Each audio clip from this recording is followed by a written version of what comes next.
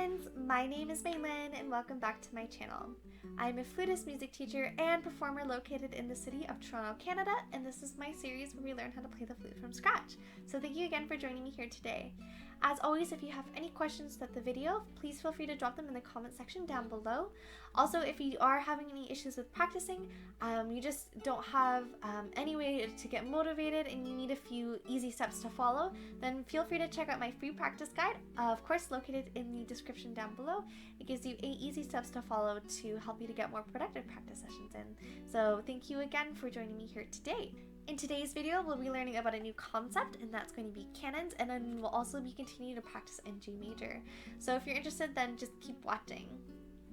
Alright, as per usual, our favorite book here, the Trevor Wise Beginner's book for the flute, part 1. Today we'll be starting on page 38. So I'm going to put up what Mr. Y has written right here. So a canon is a piece in which the second part exactly imitates the first part. So essentially what a canon is you have a piece of music and there's one part that starts. A few bars later, or maybe half, or depending on how long it is, the second part will come in, but it plays exactly the same music as the first part has already played. So we're going to do that with Noel here. So I'm going to put that up right over here as well. As usual, what we've been doing is practicing in G major. So we're still practicing in G major. We're in 3/4, so again, 3/4 notes per measure. Remember, we have that nice wheel, that 1, 2, 3. And the time signature here is allegretto. So again, that's just a little bit slower than allegro, which is quickly. All right, so I'm going to clap and count the first part as per usual, and I won't clap and count the second part, but just because it's exactly the same as the other one, I'll skip clapping and counting the repeats, but play the repeats. So again, don't forget to look at the dynamic markings here. So we have mezzo forte at the very beginning, which means moderately loud.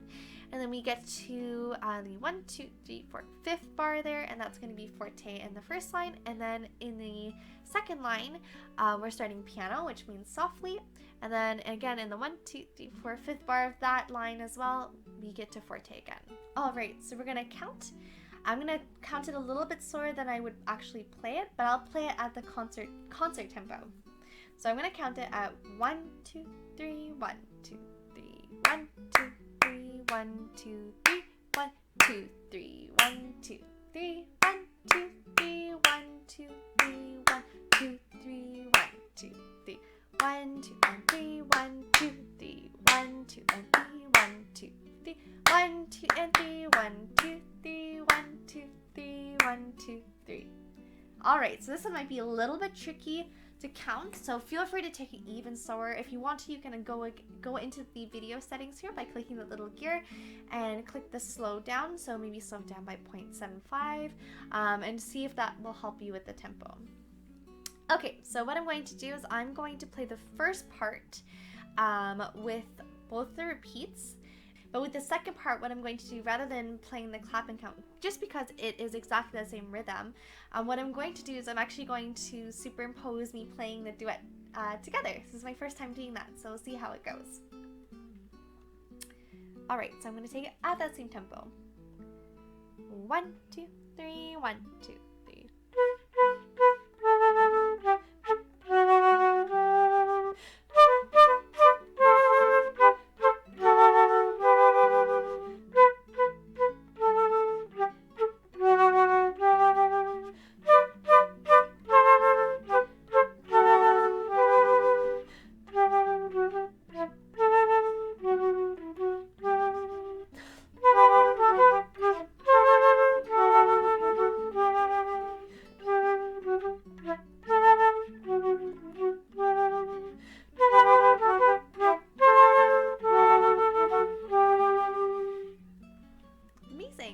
And don't forget to notice all the articulation in there as well. So the little dots, again, above or below the notes, those are staccatos, so they're short and detached, but not like really like, but not sharp. And then we also have these accents like this, and those are breath accents. So you want to use just a little bit of extra air just to get that note to sound a little bit stronger at the beginning. So now we're going to do the second one here, and that's going to be London's Burning. So I'm going to put up what Mr. Roy has written right over here.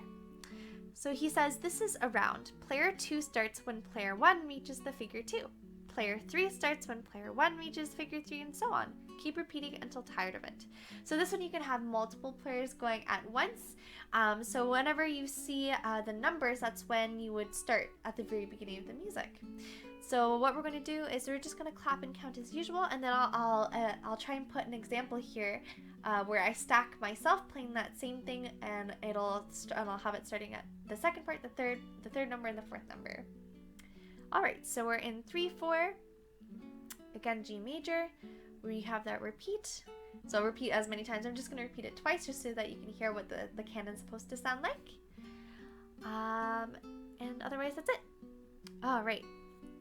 So don't forget that this starts on a pickup bar, so it starts on beat 3. So I'm going to take it at 1, 2, 3, 1, 2, 3, 1, 2, 3, and 1, 2, 3, and 1, 2, 3, and 1, 2, 3, and 1, 2, 3, 1, 2, 3, 1, 2, 3, and 1, 2, 3, and 1, 2. All right, so now I'll play it once for you in its entirety without doing the canon, and then I'll do the canon afterwards. So 1, 2, 3, 1, and 2.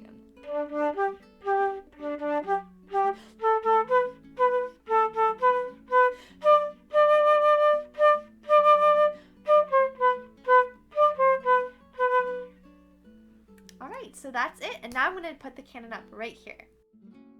So 1, 2, 3, 1, and 2.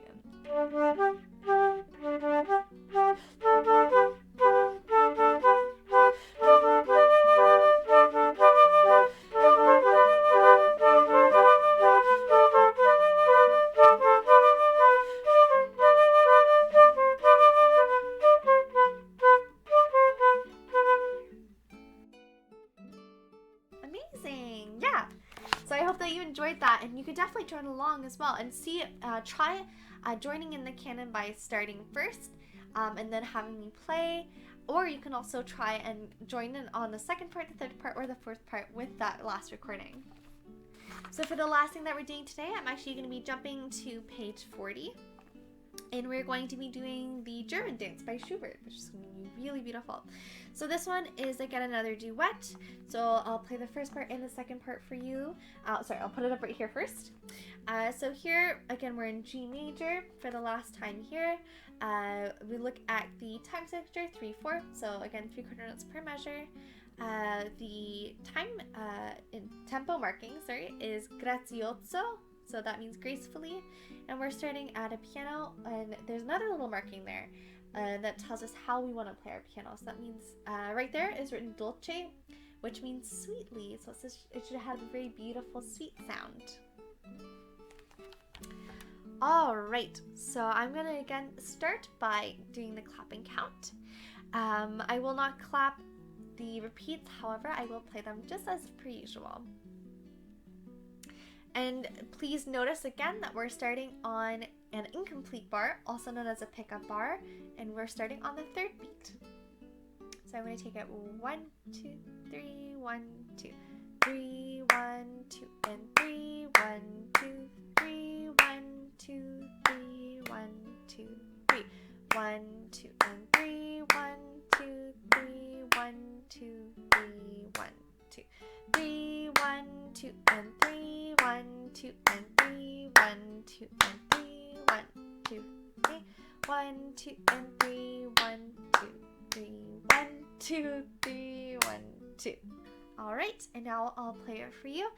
Make sure that you're noticing any of the dynamics. So again, we're starting off piano, which is dolce, sweetly.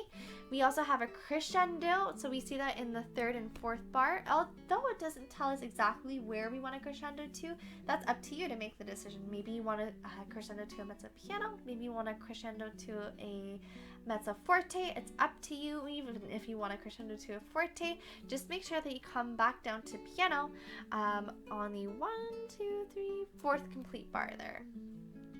Yeah, and then we also have some decrescendos as well, right before the or at the last repeat sign on the second line. And then I think that's it. So just, again, make sure that you see those dynamics. And again, the dynamics will apply to both the first and second parts. Alright, so now I'm going to play it for you. So 1, 2, 3, 1, 2.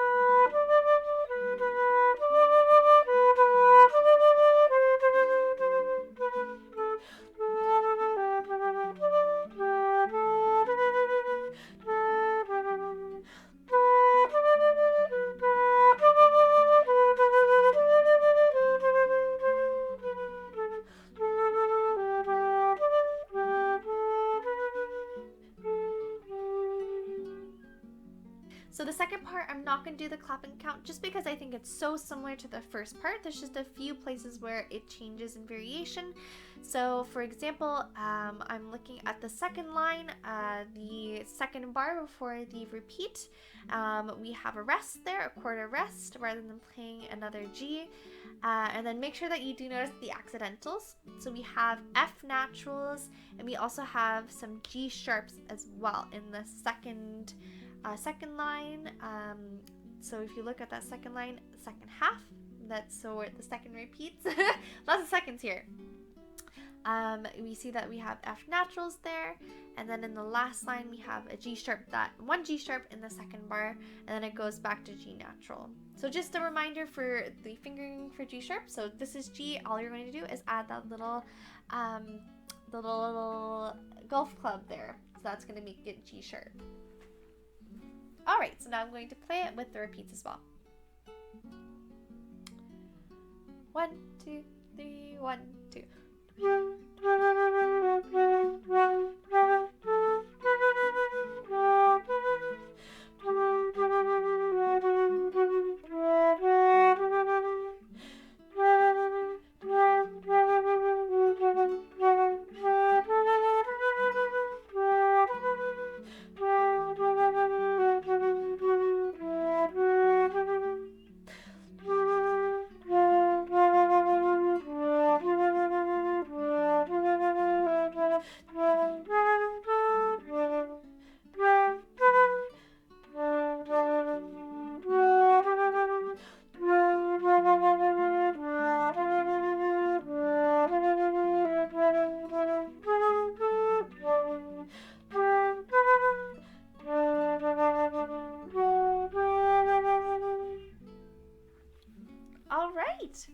Yep, so that's going to be it for today's video. Thank you for joining me here today. As always, if you do have any questions, feel free to drop them in the comment section down below.